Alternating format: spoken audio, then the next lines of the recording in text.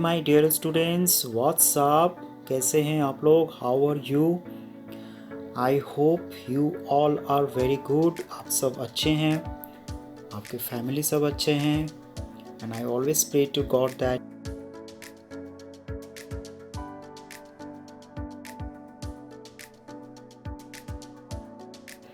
Health is wealth.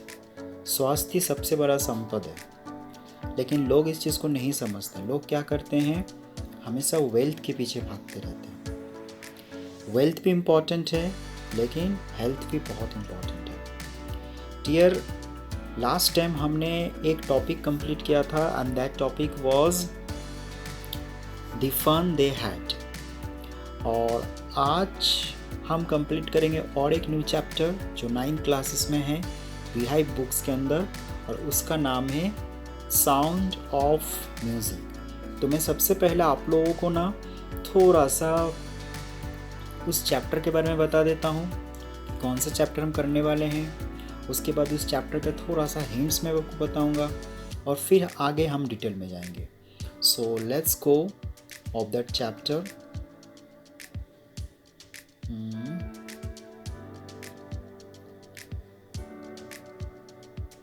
ये chapter बहुत अच्छा चैप्टर है। इस चैप्टर के अंदर आपको बहुत अच्छा नॉलेज मिलेगा, you know, you will get a very good knowledge. अगर आप लोगों के पास बुक्स है तो आप बिहाइव बुक्स ओपन कर सकते हैं, और अगर आप लोगों के पास बुक नहीं है तो आप PDF बुक्स भी नेट से डाउनलोड कर सकते हैं। अगर किसी के पास नहीं है तो आप मुझे बोल देना, वैसे आपको मिल जाएगा। तो आप देख सकते हैं मैंने PDF का बिहाइव बुक्स ओपन कर चुका हूँ, और मैं सबसे पहले कंटेंट्स में जाऊँगा। ये आ गया कंटेंट्स। मैं स्क्रीन को थोड़ा सा स्क्रीन करूँ। देखो, नंबर 1 में है the fun they had, Isaac Asimov, जो हमने लास्ट टाइम किया था।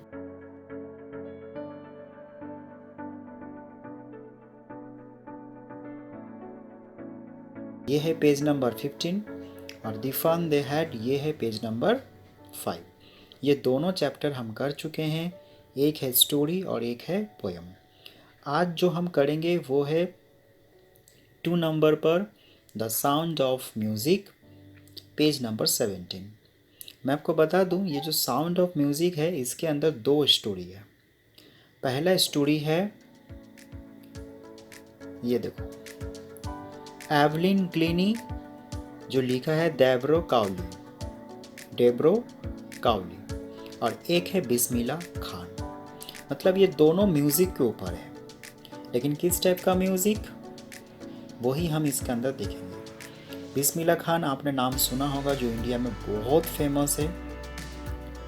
और एवलिन ग्लीनी का आपने नाम नहीं सुना होगा, लेकिन ये बहुत अच्छा स्टोरी है। It is very much beautiful story, और इससे आपको काफ़ी नॉलेज मिलेगा।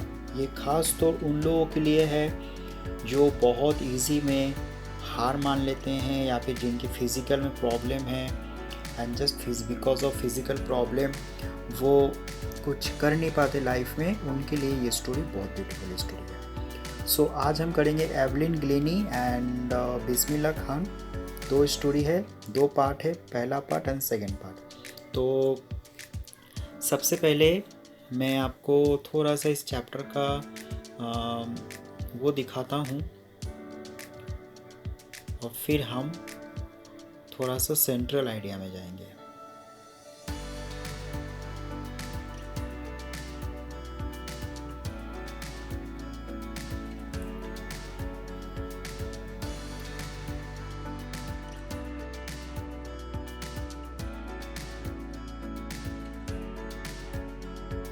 एनकरेज करते हैं, यस आप कर सकते हैं। लेकिन कभी कभी ना लाइफ में पता है, ऐसे भी लोग होते हैं जो सामने वाले को डिस्करेज कर देते कि नहीं आप तो कर ही नहीं सकते, आप कितना भी कोशिश करो। ऐसे लोगों से हमेशा डिस्टेंस बना के रखना है आप लोगों को। देखो, ये साउंड ऑफ म्यूज़िक है, जो स्टोरी है आपका। Evelyn Glennie listens to sound without hearing it.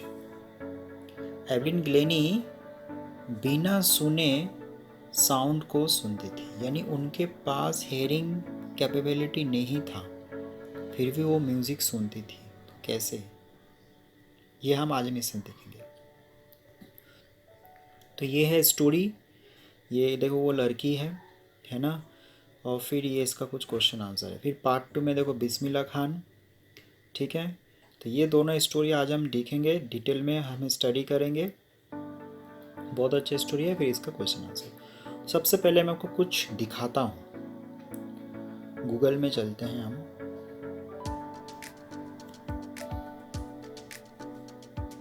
सबसे पहले यहाँ पे मैं एवलिन ग्लेनी, ये देखो टाइप करते से ही आ जाएगा। ये स्कॉटलैंड की लड़की थी, ये जो लड़की थी स्कॉटलैंड की थी। हम इमेज में जाएंगे, ये देखो, ये आपको यहाँ पे पूरा इमेज में, ये एवलिन ग्लेनी है, देख रहे हो। ये देखकर लग रहा है मॉडलर है, पर आपकी जब स्टोरी सुनोगे ना, ये देखो, ये ऑल ओवर वर्ल्ड की बहुत फेमस म्यूजिशियन है। और ये म्यूजिशियन नहीं है,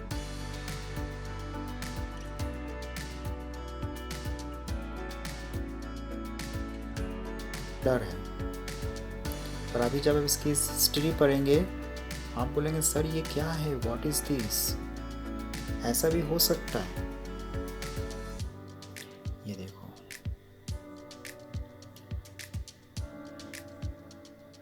ये एवलिन ग्लेनी है। आप इसकी डिटेल में जाकर देखेंगे, देखो इसके अंदर क्लिक करेंगे तो देखो कितने सारे म्यूजिक का वो है ना। तो लोग म्यूजिक बजाते हैं, ये एक हो गया आपका एवलिन ग्लेनी। अगर इसका हम चाइल्डहुड पर क्लिक करेंगे तो ये बचपन में एवलिन ग्लेनी इस टाइप का दिखती थी। ये देखो कितनी खूबसूरत दिखती है ना, she is looking very beautiful, है ना। और इसकी जब हिस्ट्री पढ़ेंगे तो आपको रोना आ जाएगा। ये देखो, गॉड सबको बनाते हैं लेकिन बहुत सोच समझ कर बनाते हैं। तो ये आज है स्टोरी पढ़ेंगे हम एवलिन ग्लेनी के ऊपर, ठीक है। तो सबसे पहले हम स्टार्ट करते हैं।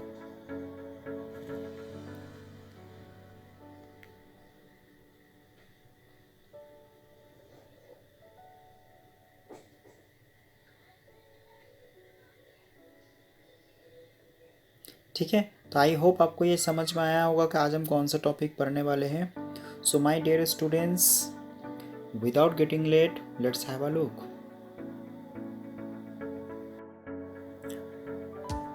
सो जैसे मैंने अभी आप लोगों को कहा था कि आज हम स्टडी करेंगे एवलिन ग्लेनी के ऊपर।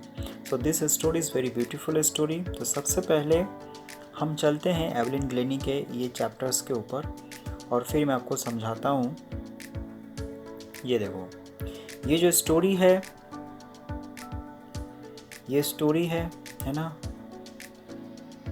ये स्टोरी 8, 9, 10 है ना, 7, 6, 5, 4, 3, 2 एंड देन 1। ये जो एवलिन ग्लेनी के ऊपर जो स्टोरी है, ये स्टोरी बहुत हार्ट टचिंग स्टोरी है। एक्चुअली एवलिन ग्लेनी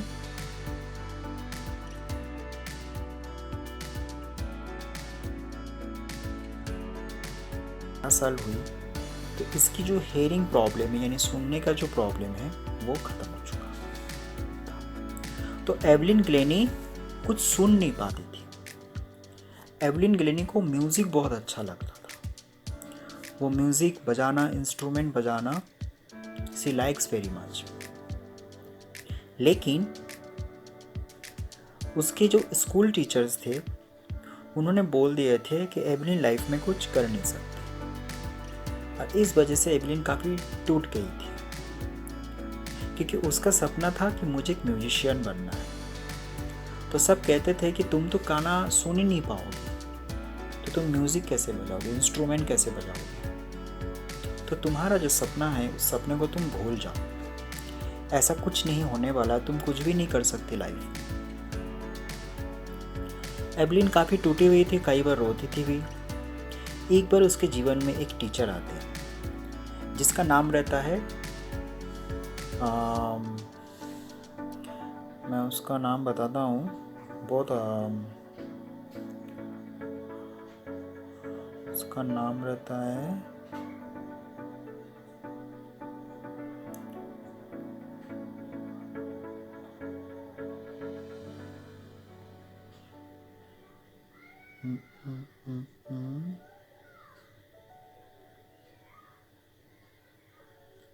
कहाँ गया उसका नाम।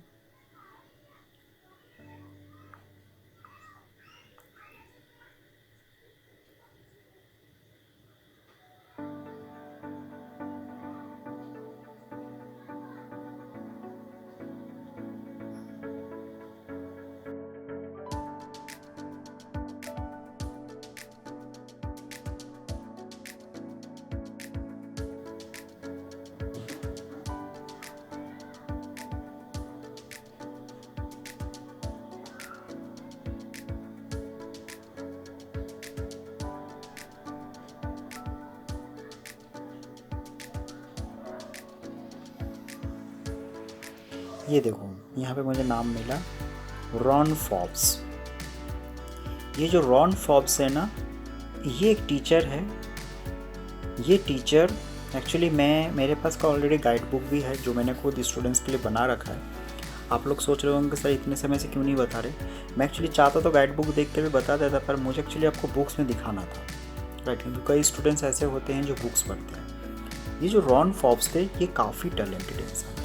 ये आए और इन्होंने एवलिन को कहा कि आई विल टीच यू, मैं तुम्हें सिखाऊंगा कि किस प्रकार तुम म्यूज़िक सीख सकती हो और किस प्रकार तुम म्यूजिशियन बन सकती हो। उन्होंने उनको ये सिखाया कि तुम्हारा कान में प्रॉब्लम है, तुम कान से नहीं सुन सकते, लेकिन तुम्हारा बाकी तो बॉडी चलता है। तो तुम ना सॉन्ग को महसूस करो, जस्ट फील म्यूज़िक। और आपको पता है जब हम म्यूज़िक को महसूस करते हैं तो बीट्स ऑटोमेटिक हमारे शरीर में आने लगता है।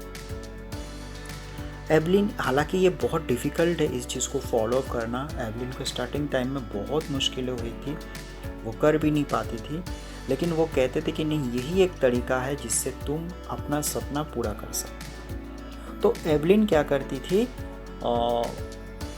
मतलब जैसे कि किसी प्लाईवुड के ऊपर वो खड़ी हो जाती थी, उसको ट्रेनिंग देते थे उसके टीचर रॉन फॉब्स।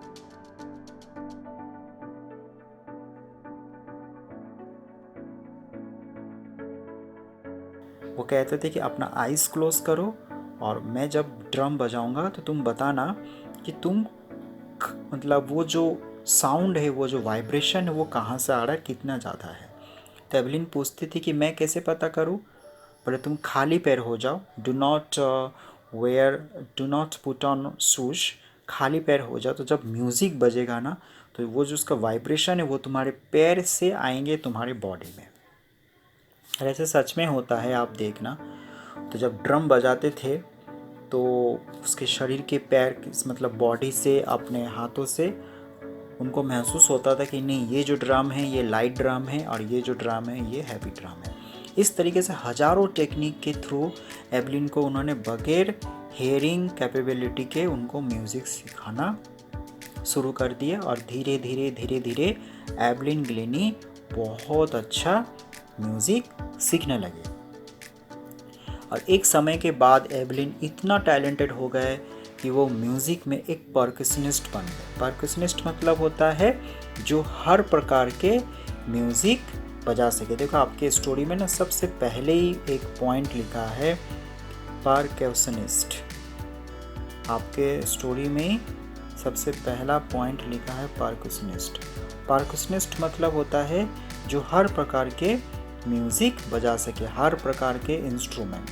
मैं आपको नेट में भी बता देता हूँ थोड़ा सा। यहाँ पर अगर हम जाएंगे ना तो देखो यहाँ पर आपको ना मिलेगा परकशनिस्ट। तो एवलिन इतना टैलेंटेड थी, she was very much talented. And ये देखो एवलिन का फ़ोटो है और यहाँ पे परकशनिस्ट भी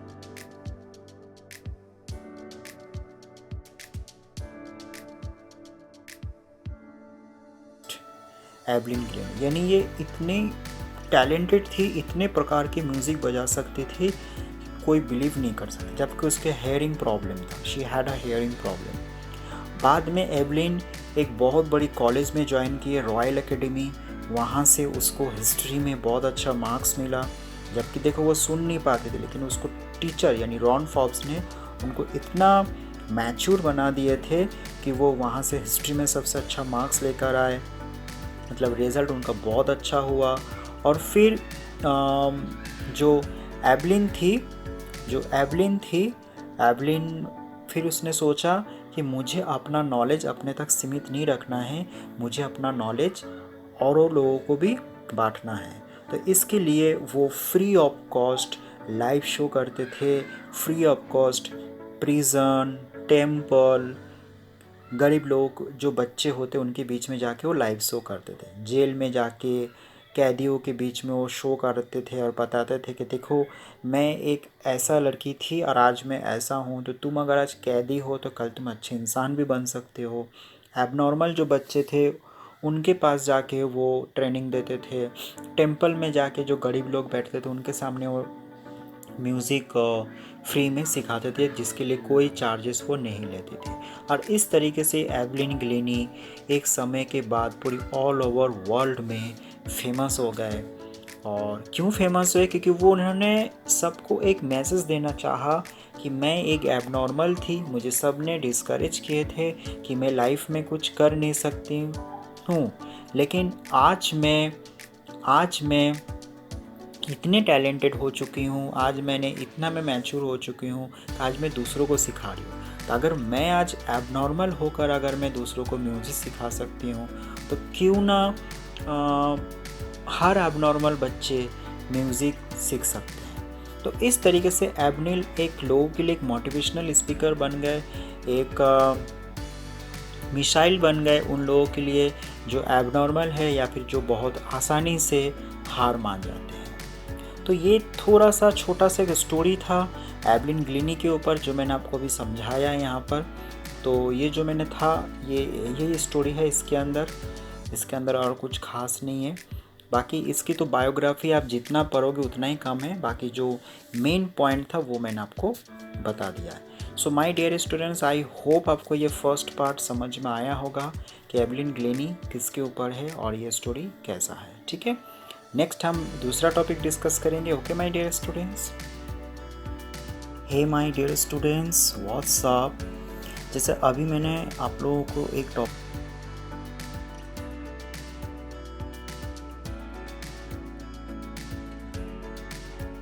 ऑफ म्यूज़िक का सेकंड पार्ट करेंगे जिसका नाम है बिस्मिल्लाह खान। तो पहले मैं आपको उसका स्टोरी बता देता हूँ उस बुक के, और फिर मैं आपको उस स्टोरी की डिटेल में जाएंगे। तो आपको मैं एक चीज़ दिखाना चाहता हूँ, जैसे कि बिस्मिल्लाह खान, जैसे ये स्टोरी है, ये आज हम ये वाला पार्ट करने वाले हैं, part 2 the shehnai of Bismillah Khan. कहीं पे भी जाके सर्च करो बिस्मिल्लाह खान तो आपको उसकी पूरी इमेजेस मिल जाएंगे। He is the best person music specially for shehnai. ठीक है, तो ये आज इसके ऊपर ये स्टोरी है ना, ये आपके बुक्स में है। इस स्टोरी को आज हम समझेंगे, बहुत अच्छा स्टोरी है। इसकी पर्सनालिटी के बारे में यहाँ पे बताया गया है, साथ में इन्होंने लाइफ में किस तरीके से अचीवमेंट किए थे वो भी इसमें बताया गया है। So it is totally very good story. मैं आपको कुछ इमेजेस भी खोल के बता रहा हूँ, जैसे आप गूगल में जाके सर्च करेंगे ना बिस्मिल्लाह खान तो आपको यहाँ पे मिलेगा, जैसे बिस्मिल्लाह, ये देखो बिस्मिल्लाह खान टाइप करेंगे, इंडियन म्यूजिशियन है ना। छोटे छोटे बच्चों को सबको पता है। यहाँ पे इमेज में जाएंगे तो यहाँ पे देखो बिस्मिल्लाह खान का ये फ़ोटो आ गया। इनको बहुत सारा अवार्ड भी मिला था, भारत रत्न, इनकी बायोग्राफी स्केच भी बनाया है, बहुत सारे चीज़ें। चाइल्डहुड में ये ऐसे दिखते थे, ओपन करते हैं इसको, देखो बिस्मिल्लाह खान चाइल्डहुड में ऐसे दिखते थे, राइट। तो आप देख सकते हैं ये बच्चों से बहुत प्यार करते थे, है ना। और ये एक इंडिया का बहुत फेमस शहनाई वादक है। बचपन से इनका पैशन था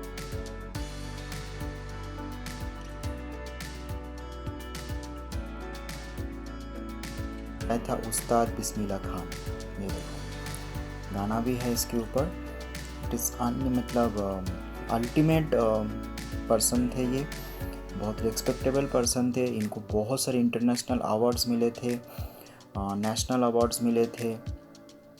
ठीक है, तो आज हम इसकी बायोग्राफी पढ़ेंगे और इससे आपको बहुत कुछ सीखने को मिलेगा, क्योंकि कहते ना कि किसी की बायोग्राफी पढ़ने से हमारे जीवन में एक रास्ता मिलता है।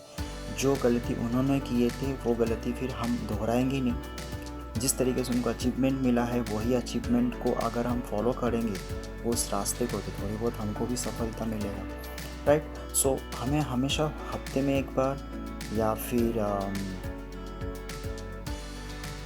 महीने में एक बार हमें किसी की बायोग्राफी पढ़ना चाहिए, चाहे वो इंडियन हो चाहे वो इंटरनेशनल, किसी का भी बायोग्राफी हम पढ़ सकते हैं। So my dear students, I hope that you have understood what is about topic today.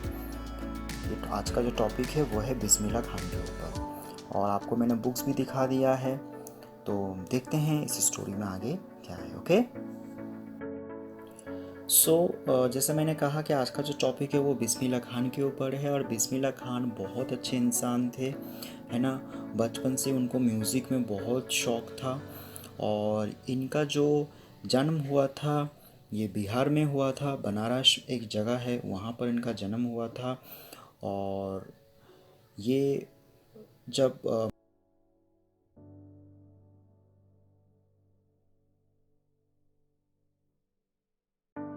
था, ठीक है। और ये इंडिया के बहुत फेमस पर्सन है, राइट। इंडिया के इतने फेमस है कि लोग इनको बहुत पसंद करते थे, क्योंकि इनके अंदर मतलब संगीत बॉडी में नस नस में भरा हुआ था, ठीक है। तो बिस्मिल्लाह खान एक्चुअल में फेमस किस चीज़ के लिए है? बिस्मिल्लाह खान एक्चुअल फेमस शहनाई के लिए है। वो शहनाई एक इंस्ट्रूमेंट है, म्यूज़िक इंस्ट्रूमेंट। इस म्यूज़िक इंस्ट्रूमेंट के लिए बिस्मिल्लाह खान बहुत फेमस है। तो और इसके लिए उनको बहुत सारा अवार्ड मिला था। भारत रत्न अवार्ड मिला था, पद्मश्री अवार्ड मिला था, पद्म भूषण अवार्ड मिला था, ठीक है। और इनका ये सोच था कि मैं भारत से प्यार करता हूँ, मैं अपने जन्मभूमि से प्यार करता हूँ, और इसके लिए मैं अपनी पूरी जीवन समर्पण कर दूँगा। कहते हैं कि हर इंसान में कुछ ना कुछ टैलेंट होता है। अगर आपके अंदर आर्ट है, कोई कला है, ड्राइंग बनाते हो, तो आप इतना अच्छा ड्राइंग बनाओ कि भारत में आप फेमस हो जाओ। अगर आप डांस बहुत अच्छा करते हो तो आप अपने आप को इतना स्किल्स बना लो अपने अंदर डांस की कि दुनिया आपको रेस्पेक्ट करे। तो जब आपको रेस्पेक्ट करेंगे ये मीन्स इंडिया का रेस्पेक्ट होगा। अगर आप बहुत अच्छे टीचर हो तो आप इतने फेमस टीचर बनो कि not only India, out of the India से भी लोग आपको रेस्पेक्ट करें। तो जब आपको कोई रेस्पेक्ट करेंगे, आपको जब अवार्ड्स देंगे, तो इंडिया का नाम रोशन होगा। तो बिस्मिल्लाह खान चूँकि म्यूज़िक में बहुत अच्छे थे, वो म्यूज़िक में स्किल्ड थे, तो उन्होंने अपने जीवन म्यूज़िक में समर्पण किया, और उसकी म्यूज़िक की वजह से भारत को काफ़ी नाम हुआ, राइट। तो ये जो स्टोरी है, ये कहानी तब स्टार्ट होता है कि शहनाई एकदम से नहीं आया था। शहनाई के पहले एक म्यूज़िक इंस्ट्रूमेंट था जिसका नाम था पुंगी।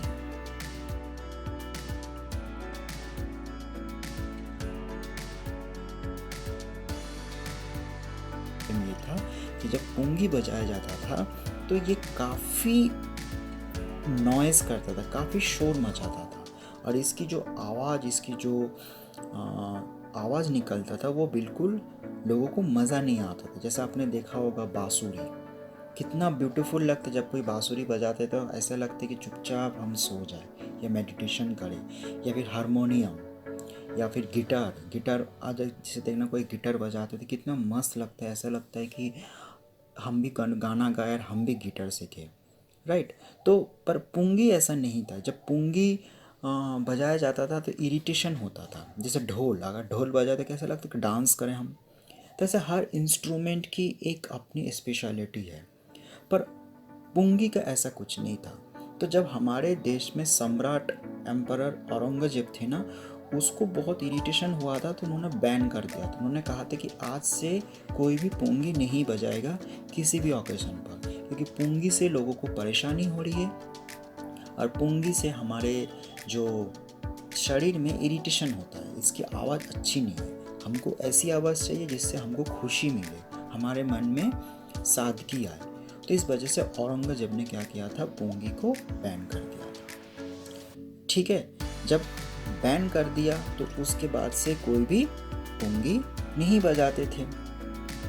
एक बार क्या हुआ, इसी पोंगी को एक नाई थे, यानी बार्बर थे जो बाल कटिंग करते हैं ना, वो ऐसे ही टाइम पास के लिए वो जो पोंगी था ना, पोंगी को थोड़ा सा उन्होंने इम्प्रूवमेंट किया।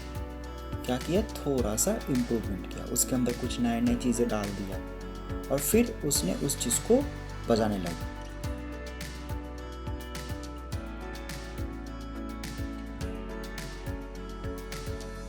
नेचुरल एक, जिससे अगर किसी के बैकग्राउंड से डॉक्टर होंगे तो नेचुरली उनको कोई भी चीज़ सीखने में ज़्यादा समय नहीं लगेगा। तो उस नाई का, भले वो प्रोफेशन में नाई थे, बार्बर थे, बट वो उनकी फैमिली जो बैकग्राउंड था ना, सब म्यूजिशियन था। कोई शौक के तौर पर, कोई प्रोफेशनली म्यूज़िक बजाते थे। तो उस वजह से उसने उस पोंगी को थोड़ा सा इम्प्रूवमेंट किया, जैसे मोबाइल में इम्प्रूवमेंट आता है ना, कुछ नए नए फीचर्स डालकर। तो उन्होंने इस चीज़ को समझा और उस पोंगी को क्या कर डाला, नया इंस्ट्रूमेंट में कर दिया। एक बार क्या हुआ, उनके परिवार में से उसी नाई को एक ऑकेशन में जाना था, और जिसके सेरेमनी में जाना था वो था एक शाह परिवार, बहुत बड़ी परिवार थे। तो उनको कहा गया था कि इस परिवार में आपको आना है इस ऑकेशन पर और आपको म्यूज़िक बजाना है। अब उस नाई के पास ना कुछ भी था नहीं, तो उसने क्या किया, वो जो पूंगी था ना, जिसको उसने नया फीचर्स बनाया था कुछ नया डालकर, उस पूंगी को लेकर चले गए। क्योंकि पहले पूंगी सबके पास था, वो तो औरंगजेब ने बैन कर दी, इस वजह से पूंगी नहीं बजा पा रही थी। तो नाई ने क्या किया था कि उस पूंगी को कुछ नया फिक करके उसी को लेकर गए शाह परिवार के पास। और ये बात किसी को पता नहीं था। जब मतलब कार्यक्रम चालू हुआ, जब ऑकेशन चालू हुआ, तो उस नाई ने उस इंस्ट्रूमेंट को बजाना चालू किया। जैसे ही बजाने चालू किया तो सबने देखा कि यार कितना खूबसूरत म्यूज़िक आ रहा है, इधर ढोल भी बज रहे और इधर इंस्ट्रूमेंट भी बज रहे साथ में। नाई ने वो उस म्यूज़िक से भी, उससे भी अपना म्यूज़िक बजाने लगी, आवाज़ करने लगी। तो इतना ब्यूटीफुल लग रहा था कि शाह को बहुत अच्छा लगा और उसने कह दिया कि आज से इस इंस्ट्रूमेंट का मैं एक नाम दे रहा हूँ और वो नाम है शहनाई।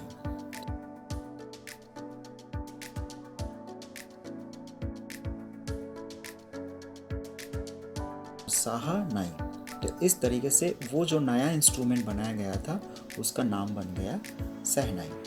ठीक है, तो ये शहनाई किस प्रकार उत्पत्ति हुआ आपको समझ में आया कि बार्बर ने पहले पोंगी को इम्प्रूवमेंट किया और उसका नाम कैसा आया, नाई ने बजा रहे थे इसलिए नाई, और जिस परिवार में बजा रहा था वो था शाह, तो दोनों को मिलाकर बना शहनाई। अब इस इंस्ट्रूमेंट का एक प्रॉब्लम ये था इस शहनाई का कि शहनाई इंडिविजुअल इंस्ट्रूमेंट नहीं था, यानी इस इंस्ट्रूमेंट के साथ कोई ना कोई एक इंस्ट्रूमेंट होना बहुत ज़रूरी था।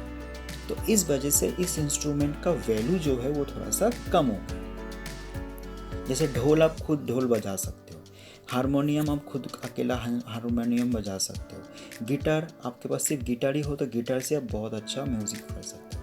लेकिन इन शहनाई का ऐसा कुछ नहीं था। शहनाई अगर बजाना है तो आपके पास ढोल होना चाहिए या कुछ डिफरेंट इंस्ट्रूमेंट होना चाहिए। तो इस वजह से शहनाई की जो रीत था, जो मीत था, वो वैल्यू कम हो गया मार्केट में। लेकिन इस जो मीत था, ये जो झूठा एक लीक था कि शहनाई को बगैर दूसरे इंस्ट्रूमेंट के बगैर हम बजा नहीं सकते, वो तोड़ा रिकॉर्ड किसने, आप सबको पता है। ये स्टोरी में जो मेन पर्सन है बिस्मिल्लाह खान। बिस्मिल्लाह खान ने प्रूफ कर दिया कि शहनाई को हम अलग करके भी बजा सकते हैं, यानी इसको यूज़ करने के लिए हमें दूसरे इंस्ट्रूमेंट की ज़रूरत नहीं है। ठीक है, अब क्या हुआ, बिस्मिल्लाह खान कौन थे, तो बिस्मिल्लाह खान, जैसे मैंने अभी आप लोगों को सबसे स्टार्टिंग में कहा था कि इनका जन्म जो हुआ था ये बिहार में हुआ था, एक छोटी सी जगह।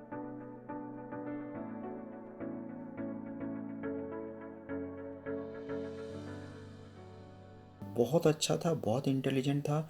जब वो 5 साल के एज में वो एक टेम्पल में चला गया था, उस टेम्पल का नाम था बिहार जी टेम्पल। उस टेम्पल में जाकर ना वो वहीं पे रहता था और वो गाना गाता था। ठीक है। तो उसके गाना लोगों को बहुत अच्छा लगता था और उसके बदले उसको वहाँ से लड्डू मिलता था। वो लड्डू खाते थे और रोज़ जाके वहाँ पर भोजपुरी सॉन्ग गाना गाता था। तो एक बार उसने एक भोजपुरी गाना गाया, चैत्य नाम के एक सॉन्ग है, उस सॉन्ग को पर उन्होंने गाना गाया और उस सॉन्ग को सुनते से वहाँ के लोगों को बहुत अच्छा लगा, फिर उसको लड्डू देते थे। तो इस प्रकार वो अपने जीवन को बिताता रहा। लेकिन जब वो 6 साल की एज हुआ ना, तो वापस 1 साल बाद वो वापस बनारस आ गए।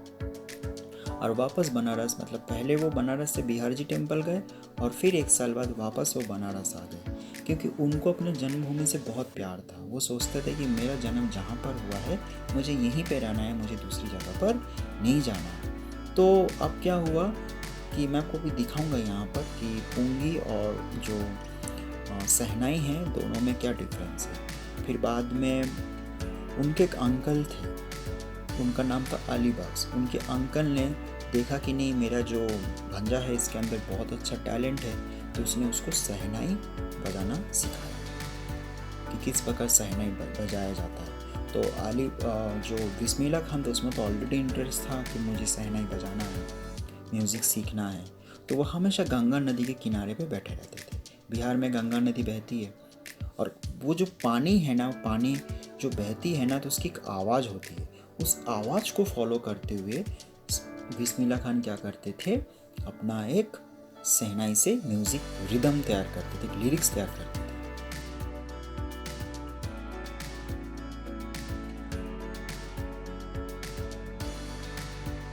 आवाज़ होती है, इस आवाज़ को फॉलो करते अगर आप इंस्ट्रूमेंट बजा रहे हो तो ये बहुत अच्छी टैलेंट है।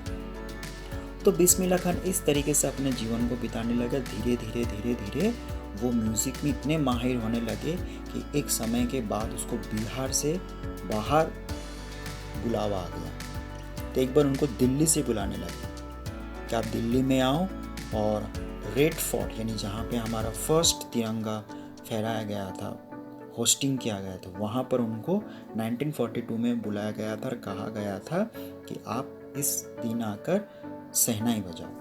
इसके अलावा उनको ऑल इंडिया म्यूज़िक रेडियो से भी ऑफ़र आया था कि आप यहाँ पे भी हमारे साथ म्यूज़िक बजाओ। तो इस तरीके से उनको बहुत सारे ऑफ़र आए थे, बड़ी बड़ी जगह से ऑफ़र आए थे। उनको बहुत सारे अवार्ड मिले थे, पद्मश्री, पद्म भूषण, पद्म विभूषण, जो हमारे नेशनल रिवॉर्ड्स सबसे ज़्यादा हाईएस्ट माना जाता है। और उनको फर्स्ट इंडियन परफॉर्मर माना गया था सेंट्रल हॉल यूएस में। जब वो यूएसए गए थे ना, तो सबसे बेस्ट इंडियन परफॉर्मर उनको पुरस्कृत किया गया था। तो उसमें भी बिस्मिल्लाह खान बहुत अच्छा अचीवमेंट किए। वहाँ पर उन्होंने उसके एक स्टूडेंट थे, तो उन्होंने उनको कहा था कि सर आप यहाँ पर रुक जाओ, आप वापस क्यों कंट्री जाओ, आपके पास तो टैलेंट है, यहाँ पर आप सबको सिखाओ। तो उन्होंने कहा सिखाने में मुझे कोई दिक्कत नहीं है, मैं अमेरिका में स्टूडेंट्स को सिखा सकता हूँ, लेकिन मैं वापस अपना देश जाऊँगा, अपने जन्मभूमि जाऊँगा, क्योंकि मुझे अपने जन्मभूमि से बहुत प्यार है। तो उन्होंने बहुत सारा अपॉर्चुनिटीज़ छोड़ दिए थे। सिर्फ भारत से वो उनको प्यार था, अपने जन्मभूमि से उनको प्यार था, बनारस से प्यार था उनका।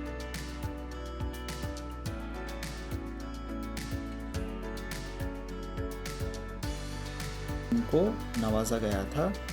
तो उस दिन उनका पूरा नाम दिया गया था तहर मसीक उस्ताद बिस्मिल्लाह खान। पहले उनको सब बिस्मिल्लाह खान के नाम से जानते थे, लेकिन उस दिन उनका नाम दिया गया उस्ताद बिस्मिल्लाह खान, क्योंकि वो इंडिया के सबसे बड़ा उस्ताद तो शहनाई बजाने के। तो ये स्टोरी बहुत अच्छा स्टोरी है।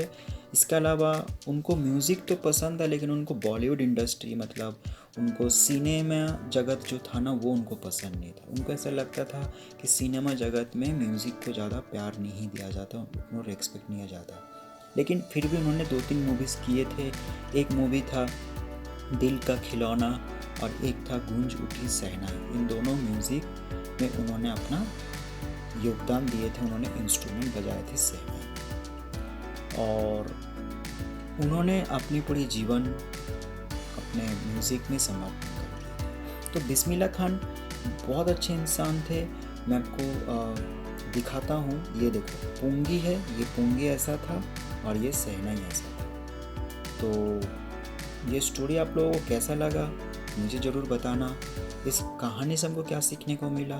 बहुत कुछ सीखने को मिला है कि अपने अंदर एक आर्ट होना चाहिए, अपनी आर्ट को समझो और जो भी आपके अंदर कला है उसमें पूरी तरीके से डेडिकेटेड हो जाओ, समर्पण करो और कुछ ऐसा करो कि दुनिया आपको रेस्पेक्ट करे, दुनिया आपको जाने, है ना। और दूसरा है अपने देश से प्यार करो, अपने जन्मभूमि से प्यार करो, अपने आप से प्यार करो, अपने फैमिली से प्यार करो, क्योंकि यही सबसे बड़ा संपद है, यही सबसे बड़ी संपत्ति है। So my dear students, I hope that आपको साउंड ऑफ म्यूज़िक में दोनों स्टोरी समझ में आया, एवलिन ग्लीनी और ये स्टोरी। ठीक है, नेक्स्ट टाइम